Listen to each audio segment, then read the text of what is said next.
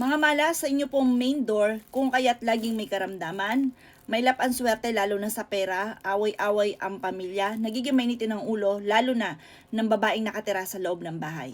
Unang-una mga bossing, napakamalas kapag meron po kayong syurak sa may mismong pintuan po ninyo. Ito pa mga bossing ko, kung wala ka namang ibang mapaglagyan, bibigyan ko kayo ng solusyon. Malas po yan mga bossing ko, lalo na sa babaeng nakatira. Nagiging sakitin, mainitin ng ulo. Mainam mga bossing ko na gawin nyo po ito. Kung ikaw po ay isa sa mga nababanggit ko, remedyohan po natin yan. Halimbawa ito yung main door. Ito po yung syurak po ninyo.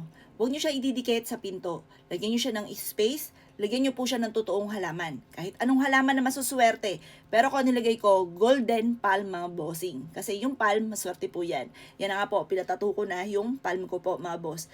Tapos ang gold ay sumisimbolo ng kasaganahan. Kasi ang mga palm, mga boss, ang mga nyug, kahit hindi nyo siya diligan ng diligan, nabubuhay po yan at matatag po yan. Mainam, yan po inyo pong ilagay. Ngayon pa mga bossing, nandito na yung halaman. Ito po mga bossing ko ang syurak. Sa syurak na yan mga bossing ko, mainam patungan nyo po ito na sumisimbolo ng tubig. Para kung ano man ang mga negative energy, hinihigop na sumisimbolo ng tubig. Kagaya ng, halimbawa, meron kayong frame na isda, doon nyo siya ilalagay. Halimbawa, meron po kayong figurine na isda, doon nyo siya ilalagay, yung tipong hindi mababasag.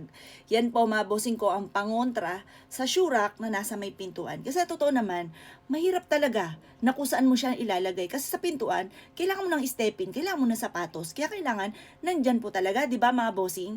Kasi mahirap pa kung kukunin mo pa to kung saan man to nakatago. Or kaya kung pwede rin naman, basta lagi malinis, ililinisin nyo muna, tapos itatago nyo kung saan nyo siya itinatago. At hindi mismo sa may pintuan po ng inyo pong main door lalo na.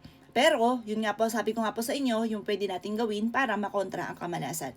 Kasi nagiging mainitin ang ulo, at ganoon din po mga bossing ko, ang kalusugan, lalo na mga babaeng nakatira sa loob ng inyong tahanan. O paano mga bossing? Good luck po sa inyo po lahat!